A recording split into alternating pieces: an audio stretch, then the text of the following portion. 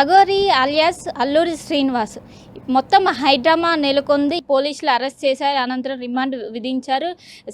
Sangareddy sub జైలుకి పంపించిన అనంతరం అక్కడ కూడా హైడ్రామా చోటు చేసుకుంది.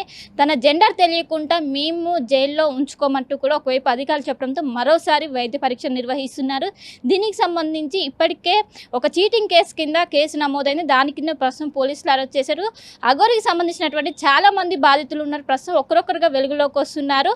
మొదట మోసపోయింది మాత్రం నేనే అంటూ కూడా అఘోరి ఫస్ట్ వైపు రాధిక గారు ప్రస్తుతం మీడియా ముందుకు వచ్చారు. ప్రస్తుతం ఆర్టీవీ ఎక్స్క్లూజివ్గా ఒకసారి మాట్లాడదాము. ఒకసారి అక్క, ఫస్ట్ టైం మీరు మీడియా ముందుకు వచ్చారు, అది ఇన్ని రోజులు కూడా కొన్ని మాస్క్ పెట్టుకొని, ఇప్పుడు ఏ ధైర్యంతో మీరు ముందుకు వస్తున్నారు? ఈ రోజు అరెస్ట్ అయ్యారు, ఏం చెప్తారు? అరెస్ట్ అంటే పూర్తి స్థాయిలో కాలేస్తాను, ఎందుకంటే ఇది సగం సంతోషమే. ఇంకా మిగతాది పూర్తి కావాలంటే ఫస్ట్ తను కోర్టుకి వెళ్ళాలి, అప్పుడు చట్టం విచారణ చేసి తనకు శిక్ష వేయాలి. అప్పుడే ఇది పూర్తి స్థాయిలో కంప్లీట్ అవుతుంది. అంటే ఇంకోవైపు వర్షిని ఇప్పటికి అరెస్ట్ అయినాక నేను అఘోరితోనే ఉంటానని ఒకవైపు వర్షిని చెప్తుంది, ఇంకోవైపు అఘోరి కూడా జైల్లో వర్షిని కావాలంటూ ఆయన కూడా కేకలు వేస్తున్నారు. ఏంటి అసలు ఏంటి రిలేషన్ ఏంటి, ఏం చెప్తారు మీరు? ఎందుకంటే దగ్గరుండి గమనించారు. ఇప్పుడు మా పాయింట్ ఆఫ్ వ్యూ వేరే ఉంటుంది, మీ పాయింట్ ఆఫ్ వ్యూ వేరే ఉంటుంది. అంటే ఇప్పుడు వాళ్ళది ఎట్లుందో నాకు తెలియదు. నాతోటి నాకు తెలిసినంత వరకు అయితే ఇది కరెక్ట్ కాదనే చెప్తాను నేను. ఎందుకంటే తను ఒక దైవం అనే ఒక ముసుగులో వచ్చినప్పుడు అలాగే ఉండాలి. అసలు మనం పెళ్లి చేసుకోవడమే కరెక్ట్. కూతురు అన్నాడు, శిష్యురాలు అన్నాడు, ఇప్పుడు భార్య అన్నాడు, తర్వాత ఇప్పుడు తనను వదిలేసి ఉండ అంటున్నారు. అంటే జైలు అనేది అందరికీ సమానమే. అది వాళ్ళు వేసే శిక్ష మనం కూడా సమానంగానే భరించాలి. నాకు ఇష్టమైన వాళ్ళు నాతో ఉండాలంటే అది కుదరదు కదా. సో తన మెంటాలిటీ ఎలా ఉందో నాకు కూడా తెలియదు. నేను దాన్ని ఖండిస్తూనే ఉన్నాను. ప్రస్తుతం ఒకరు పిఎస్లో కేసు పెట్టారు, 10 లక్షలు కాజేశారు పూజల పేట అని. ఒక్కరే ఉన్నారా, ఇంకా చాలా మంది కూడా ఉండే అవకాశం ఉందా బాధితులు ఇట్లా మోసం చేసిన వాళ్ళు? ఉన్నారు. అది ఆడవారే కాకుండా మగవారు కూడా ఉన్నారు, బాధితులు అయితే ఉన్నారు, చెప్పగలను. అంటే ఈరోజు ఒకవైపు కోర్టుల జైలుకు తరలించాక మేలా ఫీమేలా ట్రాన్స్జెండర్ అని కూడా ఒకటి జరుగుతున్నది, ఏం చెప్తారు దీనిపైన? దానిపైన అంటే ఇంకా నేను ఏం చెప్పలేను, ఎందుకంటే ఆల్రెడీ బట్టలు ఇప్పి తిరిగాడు. తను ఒక మేల్ నుంచి ఫీమేల్కి వచ్చిండు. సో నేను అదే చెప్పగలను, తను ఒక ట్రాన్స్జెండర్ అని చెప్పగలను. అంటే మీరు దగ్గరుండి చూసారు కదా, ఆయన ప్రవర్తన ఏ విధంగా ఉంటుంది ఏంటి? అంటే ప్రవర్తన అంటే నేను ఎదుటి వాళ్ళని ఎట్లా కలుపుకోపోతారు? కలుపుకపోవడం అంటే అందరినీ బుట్టలేసుకోపోవడమే.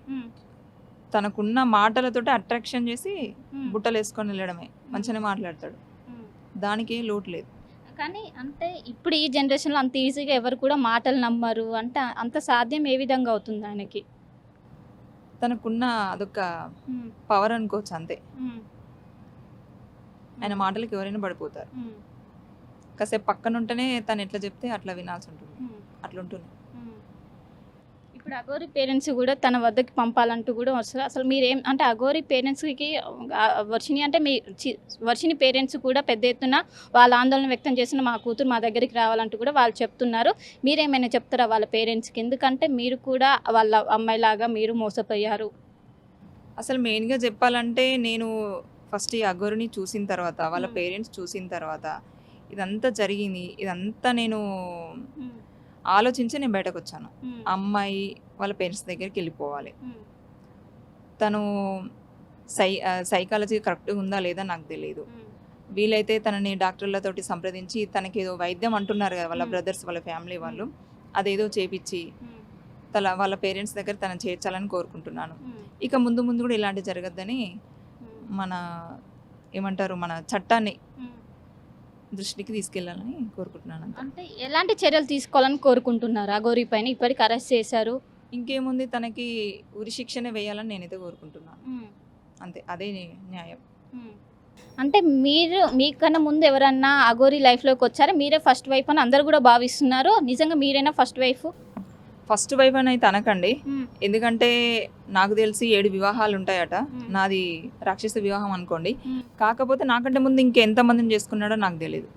ఇక ముందు కూడా ఈ వర్షంతో ఆపుతాడా, ఇంకా చేసుకుంటాడా, తనను వదిలేస్తే చెప్పలేం. అదైతే నేను చెప్పగలను. అంటే మీరేమో తొందర రియలైజ్ అయ్యారు, బయటకు వచ్చారు, కానీ వశీకరణ చేశారని పేరెంట్స్ అంటే వశీకరణ అనేది సాధ్యమే అవుతుందా? ఉండొచ్చు, ఎందుకంటే నేను కూడా తను నాతో ఉన్నంతసేపు తను ఏది చెప్తే నేను కూడా అదే వినేదాన్ని. అంటే మీరు ఎన్ని రోజుల తర్వాత బయటకు వచ్చారు దాని నుండి? అంటే తను ఉన్నంతసేపు తను ఏది చెప్తే అది వినేదాన్ని. సరే నువ్వేదంటే అది అన్నట్టుగానే మాట్లాడేదాన్ని. ఆ తర్వాత తను వెళ్ళిపోయిన తర్వాత మళ్ళీ నేను మామూలుగా నా పని నేను చేసుకునేదాన్ని. సో మొత్తం మీద అఘోరికి ఉరి శిక్ష వేయాలి. ఈరోజు అరెస్ట్ అయిన అఘోరి ప్రస్తుతం చంచలగూడ జైలుకి తరలించే అవకాశం ఉన్నట్లు కూడా ఒకవైపు వైద్యులు చెప్తున్నారు. ఎందుకంటే ఆడ ట్రాన్స్జెండర్గా పేర్కొనడంతో అక్కడ ప్రత్యేక బ్యారెక్ ఏర్పాటు చేశారు. సో అక్కడ తరలించే అవకాశం అయితే స్పష్టంగా కనిపిస్తుంది.